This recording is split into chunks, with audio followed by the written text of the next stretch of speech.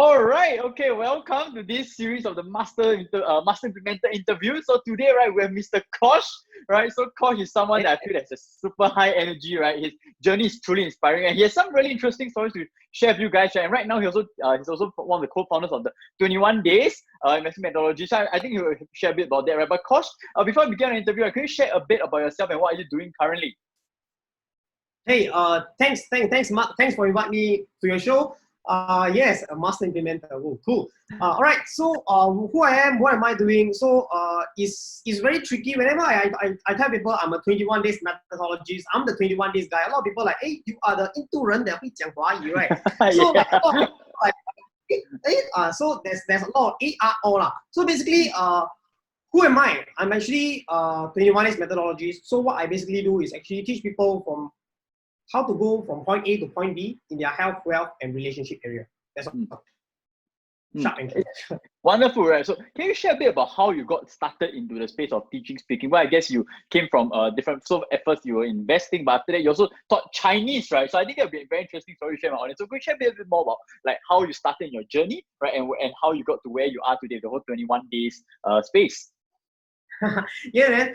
This is something very, very interesting. Of course, when I was working as an engineer, right, and always, I was an ex-automation engineer. So when I was working as an engineer, right, what's the one thing that I always wanted to do is actually wanted to make more money, because engineering is we work like shit, but we get shit, which is the thing that we get, right? It's really shit, So that's something that I kind of like wanted to struggle to like make more money, right? So when I wanted to make more money, and that's where I actually come across these wonderful things that have happened in my life, right? Which is I came across Mary Buffett, and I'm very blessed. It's because of one Singaporean guy. Then we managed to like learn from Mary Buffett. And one thing that Mary Buffett share with me, right, that pushed me to do this one thing. Because whenever we want to make more money, right, one thing that we need to do is actually do something that we have that other people don't have and turn it into profit. This is the exact sentence that Mary told me when I was in China with her. So I was like, wow. I was like, always, right, those rich people or those successful people, right, they will always give you a powerful hint that can boost you to the next level, but they will never tell you what's the thing that you can do, because there's no point of spoon feeding, right? So they will just give you the hint because they can see the light at you. So when I go and crack my head, right, so I know that I can speak Mandarin, like not a lot of people can speak Mandarin like me. Like my fluency is like way better than a lot of even like Chinese people. It's better than mine. I tell you, it's better than mine. Yeah, so that's something that I have, you see, which is other people don't have. And how I can turn that into profit. And that's where I go and learn how to like design a course structure. And I come across this thing. It's called a logarithm index. Logarithm index is something like how your left brain and right brain work together as one and activate your neuron in your middle part of your brain. And that neuron is the one that help you to memorize a lot of things easily. And I realized that I've been keep doing this since young. That's why my Mandarin fluency like so good. Even my English is sucks, but I can speak so fluently is because I apply this logarithm index every single time. Then I go and crack about course. Designing a course is a different topic, which is learned from other gurus. And how to structure everything is another topic, and how to combine that into my methodology, that's another topic. And that's where the first division I come up with, which is with this 21 days Mandarin program. I hope you can see. Because the I can see. Yeah. So this is the Mandarin program, it's like hot selling cake.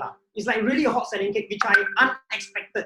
It's like I never even realized that this thing can sell like so hot cake. Even I sell for like $199 Sing dollar. That's like my first batch. I was trying people. I've been doing a lot of R&D. Yeah, and slowly I realized that I can really make people to speak Mandarin not in 21 days but in 1 day. Or like, boom! Oh my god!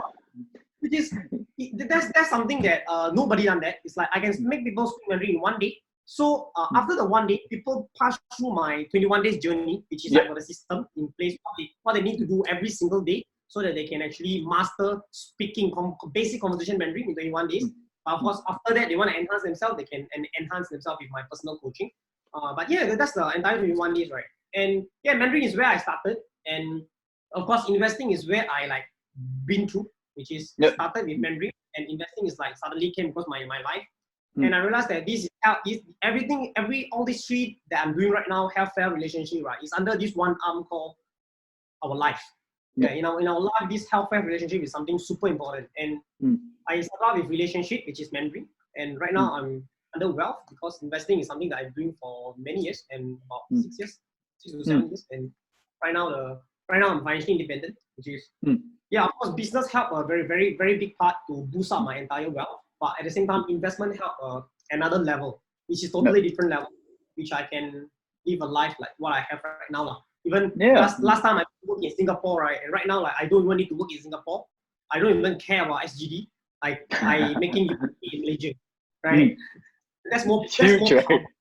Yeah, it's like making USD in Malaysia is better than making SGD in Malaysia, you see. Yeah, for sure. You, Coach, I want to check with you, right? So when you talk about, when I first started Chinese, so like, can you just share a bit about what made you want to even study Chinese in the first place, and what made you want to like start teaching people in the first place? Like, what were the motivations behind this two? Like, first, wanting to pick it up in the first place, and then what made you like, hey, I think I can actually start teaching, right? Because I'm sure a lot of people that are watching this, they might have some fears, they might be a bit nervous about starting about teaching something that they are good at. So what were the thought inside your head during that period of time? Learning Mandarin is because I'm a Malaysian. So I actually been through primary school is my Chinese school. So that's like a big thing that happened to me, right? This, which is I really blessed. I really thankful for my dad to actually send me to a Chinese primary school so that I can equip the Chinese speaking skill. Okay, he actually spot this when I was 6 years old, which is when I was in kindergarten. He realized that these kids can speak Mandarin during kindergarten, because kindergarten we got Malay, Chinese, Indian all together, right? And at the point of time, I equipped this Mandarin skill, which is I can speak Mandarin already, which is I don't know why, maybe this is a blessing from God or what lah. So so he sent me to Chinese primary school, and I never did very well. My dad actually expecting me to like be the Mandarin Indian guy kind of thing, right? But I actually disappoint him lah. Frankly speaking, I disappoint him. I never do well in my PSLE, Malaysia PSLE. I never do well. I just get C or D, C and D C and D for my Chinese. So when I go to like my secondary school, also never do well as well. And when I go to poly, and I was actually flirting around with this Chinese girl, and that's where I will enhance my Mandarin level to next level. Right? All the important skills that I want to learn in Mandarin language, right? So of course I took up few Mandarin courses, and I realized that I got one unfair advantage, which is I'm an Indian and I can speak Tamil, right? And when I know how to speak Tamil, I realized that most of the language is very easy to me. And I realized that I can link other language to learn Mandarin. So let me give you an example, right? Example, mayonnaise. Mayonnaise is an English word, right? It's an English word that we put in our bread, right? So it is mayonnaise. I can link with this Chinese word called mayo. Mayonnaise, mayo. This is just that the tonality is different. So, but I can imagine, if I want to say don't have mayo, means I think about mayonnaise. So this is how our human brain work as well. It's like object, subject, it's easier right? So I realized that there is more and more such words, right? I can link with Mandarin and master my Mandarin to the next level. Of course, I never thought of what to teach people. But when I mastered Mandarin, even my poly time, right, Republic Poly, like year 2 period of time, a lot of people realize that, this guy Mandarin is super powerful. A lot of people come and ask me, hey, teach me. A lot of my Myanmar friend, my friend from Vietnam, like a lot. So a lot of people come and ask me, Kosh, can you teach me? I realized that I'm not good enough. Like I don't know how to teach all these things, right? But I realized that when I was working as an engineer, when Marys tell me this, do something that you have that other people don't have. That's where they give me the big part. But of course, wanted to teach Mandarin. First thing first, frankly speaking, is to make money. Yeah. If I never help myself, I cannot help others. That's something very, very true. So by teaching people how to speak Mandarin, am I helping them? Yes. If you go and apply job and you got Mandarin speaking skill, your salary can increase by $200 in Singapore context. It's something that I know, and I do a survey before, and I talk to a lot of companies, managers, and like directors before. If the employees know how to speak Mandarin, their salary can go up automatically $200, which is a big amount of money. Yep. And they are done from me. Mandarin is only like $200 per, like damn, like that's nothing, man.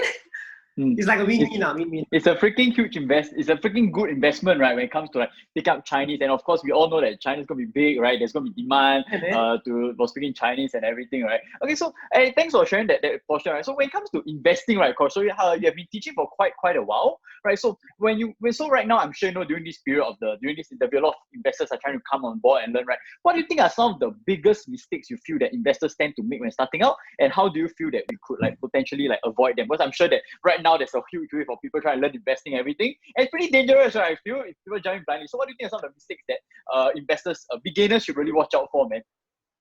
Okay, so I think it's very simple. Even for maybe I talk about from Malaysian context, because sure. Malaysians are more hungry than I won't say hungry than Singaporean, but Malaysians tend to be like so super hardworking people. Like they like to work. They like to work until they die. So then this kind of people, right? They are those people that are blinded by a lot of things, and they anyhow go and do certain things, and they lose a lot of money. So Malaysia, a lot of people involved in this thing called money game, and they lose hell a lot of money. This is something that hard truth, and so that a lot of Malaysian Chinese people, right? They got this mindset of investing is a place for me to make fast money. That's like 100%, right? That's like, oh my god. Well, so they like, 我来学投资，我可以赚快钱了咯。sorry, I suddenly speak.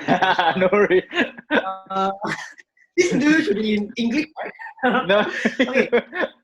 So when my students come and learn from me, right, a lot of people, not one, not two, a lot of people, I come to learn investing. Today I start to learn investing. Can I make 10,000 next month? Because that's how the money game people try to implant them so that everybody got this mindset. The money game works beginner when they first time put the money. Of course, some people make money, some people make money. Of course, those people who lose money is more than people who make money. So of course, you know how does the money game scheme work now? So a lot of people start to lose money, and a lot of people got this mindset of, man, investing is a fast money. That's like, oh my god, that's the biggest mistake that I will tell all my students. If you wanna go fast, you think this is fast money game, this investing gonna be fast. 这个不是你的学院，门在那边。Not for you, the door is there. Yeah, I will straight away tell them the door is there. This is not a place for you. You go and find your money game people who drive Mercedes Benz, wear Rolex. So I tell them that I wear Fossil, I drive Toyota. like you see, I mean, this is how they design themselves. Like, I'm a money game guy. I'm rich. I got Mercedes Benz. I got like Rolex and everything. So it's like, then they're like, these people got Mercedes. I need to follow this guy. Then like, oh my god. But of course, those people follow me Toyota right now. They're driving BM also. Okay lah. Yeah. So I guess like really like what you shared, like there's a lot of FOMOness like that when people create a lot of these like unrealistic expectations, right? Not saying that you can't, right? But they expect to be able to achieve it in a very short period of time. Because of that, their investing decisions might be dangerous, right? They might not take the best sort of decisions, can be very, very dangerous, right? Thanks for sharing that, man. So like why like one or two biggest tips for beginners that are starting out then, right? When first, be patient, don't go and think about like trying to do the money game where you try to get it instantly. But what do you think are some of your biggest tips for investors who are starting out during this period, especially, man? For me, I think throughout my experience, right, because I've been doing business at the same time, I'm an investor. Before I became a full-time investor, right, this is from my personal experience, right, I always see my brokerage account. For those of you brokerage account, you don't know what brokerage account. Basically, you need to, if you want to invest, you need to have a brokerage account. It's like a bank account. So I treat my brokerage account like my own business. So when I first start my business in Singapore, it's called 21 Days. Private Limited, and I treat my business like my own baby, you see, and I always want my baby to be grow. So I want my baby to grow. If I start my business with 10,000 SGD, example, will I straight away make money? Not the answer is no, right? Yeah. The answer is 100% no. When I start my business with 10K, I got so many things to pay: the room rental, the salary for staff, etc., right? The cost of goods sold, everything minus together. If I start my business with 10,000, definitely the next moment the 10,000 will reduce down, correct? So once as a business owner, I must make sure my profit need to more than my 10K, correct? So this is how business work. Investing, the same thing. Why not? You take your brokerage account like your own business. Grow your brokerage account like your real business, which is today you park your 10,000 into your brokerage account. For me, I'm using Think or Swim. Then imagine this 10,000 will help you to grow over a period of time. And it's not like 今天你放明天就有钱. So that's the biggest thing I always scold them. I will scold my people. I really scold my student like, hey, 这个不是快钱的地方哦，快钱的话门在那边. You know, right? I will be sometimes I really sarcastic, or maybe I'm very rude, but I'm very firm because I don't want them to lose money anymore. That's the thing. Like Malaysian life already like so jialat already, and still want to lose money with all the like, come on. Yeah, I love that, man. Like, as in, of course, you're fierce, but definitely your intention is big shit to get people to understand that, hey, money, investing, business all comes with a certain level of patience, a certain level of strategy, and don't be so freaking like, hey, chong, bring all the money also chong out, right? So I think that's a big challenge. Thanks for sharing that, Coach. So I think then the next question is right now, I'm sure like you have been teaching a lot of students. Like currently, how big has your base of students been so far, man? Like how long have you been teaching? Like how was the size so far?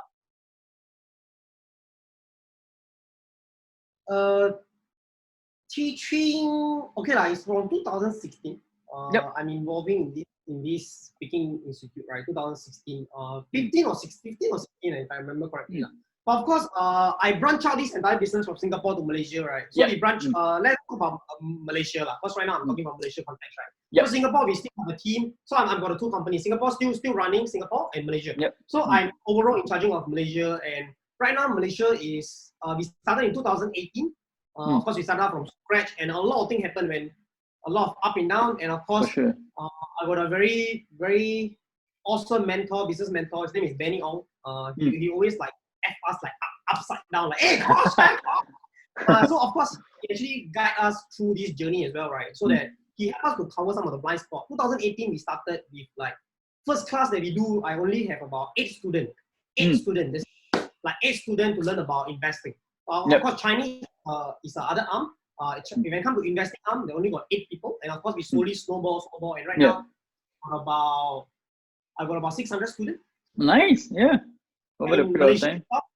In Malaysia itself, I got about 600 students, and of course that consists of my 2 programs that I have in Malaysia lah. So when it comes to investing itself, I got 2 programs. Combined itself, I got about 600 students. 600. Wonderful. So, Ali, among the 600 students, right, I'm sure you have seen a lot of differences between maybe some of the students that achieve like way faster, way better results versus some that might be still a bit not at the area that you want, right, or a bit slower than the rest. So, at least in your own observations, right, Kosh, like what do you think are some of the traits or characteristics of students that actually achieve way faster and bigger success than those who are not, right? At least in your own observations. Yeah, of course. In my entire 21 days program, right, every program, I got a structured system that can help them to see result in 21 days. So that's something I put my heart and soul to design the entire 21 days journey to them.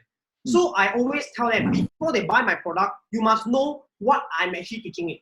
And I always tell my student, right, I can guarantee you to have result in 21 days, but you must guarantee me that you need to move. If you never move, right, that's it. You are still zero. I use Malaysian context. I always say, 如果你没有应用你的知识的话，你还是肌肉啊。Right? I always use which is very true. 如果你没有应用你的知识的话，你还是 zero. Which is very important. Applying your knowledge is your superpower. Yes, guys. So some people in my entire company, of course, I got a tracking system to track all my students. Right? I want to hit 80-20, which is I want to have 80% successful student. 20% is something that we cannot control. But right now we are in 70-30 lah. 70% of our students is already make back the cost fees, already like maintaining their investment. Well, 30% is some people that really no matter how I push, I also cannot push. Even before they buy my product, I already tell them, if I push you, also cannot move, you are such a people, please don't sign my program. But my program because they got extra money or what, I don't know. But at the end of the day, when we keep signing them, mass class them, I still call them, still cannot move, never pick up phone call, never do a homework, something that we cannot control. Yeah, so very simply it's action, right, to move. Because I think what you guys do is great because you guys have an actual methodology, like a 21 days thing. So every day they get to do something, and it helps, right, in terms of building habits, in terms of being structured. But then again, if we give you the whole framework, we try to push you, people still don't take action, and obviously they won't be able to achieve the results that way they want, right? Yeah. For sure. Yeah, so actually I want to ask something else, right? So like coach, like for yourself, right, you actually made the decision to from Singapore to go to Malaysia, right? So usually it's the other way around, usually the other way around. So like can you share a bit more about your motivations, right, about of doing so? And then I think next, I think it'll be interesting to find out like what's your personal vision for, let's say, the next or your personal plan for the next 5 to 10 years, right? Well, I think that'd be a very interesting thing, right? Like link up both questions together, man. Okay, for me, right, I got this thing in my mind, but I don't know is it a big dream or what. I want all of the Malaysian who work in Singapore, right, come back to Malaysia. That be like my biggest Crazy thing, vision, right? man. Yeah. It's like a crazy vision, right? But how does this thing can happen? Like, Yeah. it's not that Singapore is not good. People go to Singapore work. It's not that they love Singapore. They just love the SGD. Most of them. Yeah. Yeah. I won't say everybody, but most of them. Unless those Malaysian women that get married to Singapore. Married That one is a different story, lah. Yeah. One is sorry, but always come back to Malaysia. Like contribute to your own economy and not like other people's economy, right? So why I say so? Because people are working there, right? They are working into they are not a white collar, you see. They are like they are not the white collar level. If they are white collar level, okay lah. But even white collar level also not so good, you see. And what's the one thing that I always ask myself that how can I go back to Malaysia so that I can don't need to work in Singapore. I don't need to think about SGD anymore, right? One thing is you need to good at your numbers. You really need to good at your numbers. What I mean by good at your numbers, right? As an engineer, we always calculate everything. Yep. You always calculate every single thing. It's like precision engineering. When automation engineering, right? Let me share with you about automation engineering, right? So automation engineering is, do you know about IAM brand? Yep. Yeah, man. So I'm so blessed that I actually, even though the company, I managed to like work as a project engineer in this IAM brand project that we installed an entire production plant in Vietnam, right? Yep. And one thing I realized is every single thing about automation is about precision. It's about numbers. Yep. Because when you click one button, the entire automation plant will run automatically, and the IAM brand will pop up. Yep. You know, the can, yeah. Food lah. But entire automation thing, right, is about precision. It's about numbers, right? You need to be very clear at your number. Same goes to our life. So what's my number when I'm working in Singapore? So I know my salary is XX amount of money, and my expenses is XX amount of money. And if I can have something to make more than my expenses, which means I'm financially independent. I don't like the word financially free because I realized that when I hit my ringgit million, I realized that money is not enough. I realized that money is never enough. So I don't like to use this word financially free. I like to use this word financially independent. Yep. Why I say right? Because when I'm financially independent, which means no matter what, right, I will never die.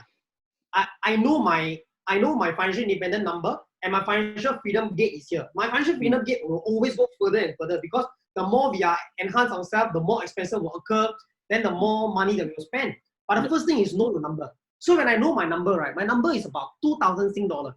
2,000 Sing dollar every month, that's my expenses, including my room rental, etc., etc. So I calculated if I can make more than 2,000 from whatever things I'm doing, which means I'm free. So at the time I got my business and I got my investment. And these two allow me to make more than my numbers. And I'm like, okay, and this entire thing can sustain me for 6 months. So I got my buffer for 6 months, which is my this additional amount of money, right, can last me for 6 months. That's one. And of course, I got my six month emergency fund. So when I got this, then I was like, okay, if I do the same thing in Malaysia, I no longer work in Singapore, can I have that similar result? And I come down. Of course, I already equipped with my skills. My investing skill was powerful, and my business is okay. And then I come back and I realized that I make even more. I make even more than SGD. Like, come on, man. And the investing, why I say investing is another thing that boosts me, right? Because investing can go double, can go triple. Like some of the companies return, right? Of course, you see which company you are investing in. Some of the company that are invested in, right? Like go like, wow, 100%. Yeah. Like 100% of my capital. Yeah. So I own my capital 100%. So that's why I keep doing it. That's how my snowball effect like getting bigger and bigger and allowed me to have a passive income that very stable. Like when it comes to USD, when I was 26 or 27, I'm making about 8,000 USD like every month. Like that's like 27, 20, 26, 27, about 8,000 USD every month. So I'm like, hey, that's quite consistent now. And that allowed me to like retire my dad, you see. So what's the key message of this entire sentence, right? First thing first, know your number. And you must what is the one thing that you are doing that can replace your number? Yeah, one thing, this thing must of course help you to generate income that can replace your number. You can do anything. You can do investing, teaching Mandarin, you can like teach guitar, or you can like do drop shipping or whatever. There's so many things to make money, or in fact like you can work some hustling side job, right? That can replace this number. And then of course you must have 6 months buffer. You have 6 months buffer, and you know your number well. That can replace this. This cycle will go and go and go, and you are free to go. Hey, thanks for sharing that. So, like, I really love that you were so detailed, right, in sharing like how you thought about it. Because I think sometimes people see movies like people just decide to move from like America to somewhere else. Like it's just let's take one shot. But at least you're very like methodological. Your numbers. Right? So I think this is a very important message for people to know, man. All right. So, Coach, my last question, right? So, So right now, I know right now during this interview is during the COVID period, is uncertain, right? So can I like just wanted to ask you a quick challenge, right? So what happens if right now, let's say you lost all your money or resources, right? You still have your knowledge, right? Of course. Like what would you do, right? If you had to start from day 0, right? And what will you do in the first 30 days during this entire COVID period, right? To actually not only to make back your money to where you are today, right? But actually go beyond that. What will you do in the first 30 days, the steps, the actions that you will take right now? Okay, very simple. It's a very, very important question. At the same time, it's a very simple question. Of course, come back to your basic 101, which is what's the one thing that you're good at that what's the one thing that you have that other people don't have, and you can turn it into profit. Go back to the basic, which is the first thing that I mentioned during the start of this session, right? When you know about that, you go and double down into that one thing. So what is that thing? So for me, it's very simple. I can teach people how to make money in Mandarin. In entire world, right? I'm the only Indian. I'm the only Indian. I'm good because I dare to say this because I go and Google it, and there's nobody that I found that teaching Chinese people how to make money. I'm a only Indian in the entire world, like teaching Chinese people how to make money in Malaysia. Like someone like making USD in Malaysia, like 我是唯一一个, you see. So this is something that I'm actually good at. So this is where I will be starting at, because a lot of people in Malaysia also like they are struggling. Even some people got a lot of money, but they don't know how to manage their money. If you maybe I share with you one story, right? This happened to one of my students, right? He actually his father mother 财产, like you know the wealth generation wealth, right? Passed down, and he got a lot of money, but he don't know how to manage his money. And where he parked his money, right? He parked his money at Malaysia Bank. Malaysia Bank, there's this thing called Amanah Saham. It's like some fixed deposit thing. Some fixed deposit saving that they put there. He put about like half a million per year, give him 0.25%. Damn. I was like, what? Half a million, 0.25%? Oh my God. I was like, because this guy come and ask me, he personally come and talk to me. At the time, my class is going on. So I randomly pick one of my students and I ask this student to reply this guy. Yeah. This guy is just graduated. This student is just graduated. I asked this guy to share with this guy that how he can use his 500K to generate like 20% per year. Yeah. Like, oh my God, like 500K, 20% is boom, 就有了. Like, you know, like, oh my God. But it's not about money game. It's not about fast game. You see, of course, we invest in the correct company, right company. We do our homework. We pass our ABC, everything. Then before we like go to the methodology, then before we like invest in, right? And of course, 20% is easily conservatively achievable, I would say, which a lot of people don't know. So they park their like generation wealth into that. And most of the Malaysians, they trust bank more than other people, right? And usually bank will have those investment relation department. They will call those people, right? And they will ask them, oh, uncle, auntie, 这个股票可以买了咯. And a lot of Malaysians lose money because of the bank trouble or bank 帅哥打给他们. Like, you know, like those bank people call them, right? Oh, because calling from bank asked me to invest in this company, XX company. So I park my generation wealth into this company. And I see one of my students like lost about 700K ringgit in this, like whatever the bank called them to follow, he follow, don't know what he's doing. and lost about 700k. Oh my God, the entire web about more than 3 million ringgit and lost about 700K, which is crazy, man, crazy. Yeah. And I was like, now I'm doing the investing clinic, so I slowly like recover back. Build it up, and recover back lah. Which is recovery process is possible, but it's very hard. It's very hard and very tough. And not a lot of people can have the appetite to like okay, 你让我 recover, 你帮我 recover, because recovery need like some risk and reward also lah. So of course right now I'm this student, like still got about 200k to go. Okay, not bad lah. Still it's generational wealth lah. Of course, man. All right, hey, thanks, Kosh. So I think what I really like what you said, right, which is firstly about building your wealth like from scratch, right, is what are you different at, what could you be better at, right? And then at the same time, of course, then you talk about protecting generational wealth, not being like honestly like stuck into a lot of the government products and everything, right? And so, Kosh, like just to end this interview, I just want to say like, wow, I really love your energy, right? I think that's something that you have a lot of energy, and you really want to serve a lot of people in Malaysia, right, and China, like the Chinese guys, to make sure that they stop, because I think there are a lot of challenges that they face there, and something that what you're doing right there, I think is really damn meaningful, man. Right? So like, where can my audience find you, man? If you want to learn more, find out more, like where can you find you? Can you share some links or some resources for that, man? Sure. Actually, there is this link. I don't know where to share. Maybe I can drop a link to you. Sure. So I'll put in the comments. Or else they can actually find me at Koshilan Kosh. That's my official Facebook page. You can find me at 21 Days Learning Lab. That's my company official company page. And yeah, man, there's 2 places that can actually reach out to me. And right now, like I'm actually doing more videos because this COVID period of time, right? I mean, of course, Malaysia it's extended until like 28, which is about 6 more days to go. But I believe we'll extend again. Singapore is like, Malaysia is like extending few weeks, but Singapore is like extend 1 month. Yeah. And like Kang Hao, 1st June is my reservist. I was like, I really wish my reservist was postponed. Hey, thanks, Kosh, for the interview, right? So really, I look forward to seeing you, and of course in social media, right? I follow you, and I really love what you're doing, man. Right? If not, then thanks again, and I'll see you soon, man. Thank you very much for interviewing me to your channel, right? Maybe you can share one thing with me, right? About what you are doing, and what's the one thing that you're good at, right? That you can generate profit. Maybe you can share that with me. Maybe I can interview you in the next round. Oh yeah, sure. Like you now or doing another interview, man? Now also can.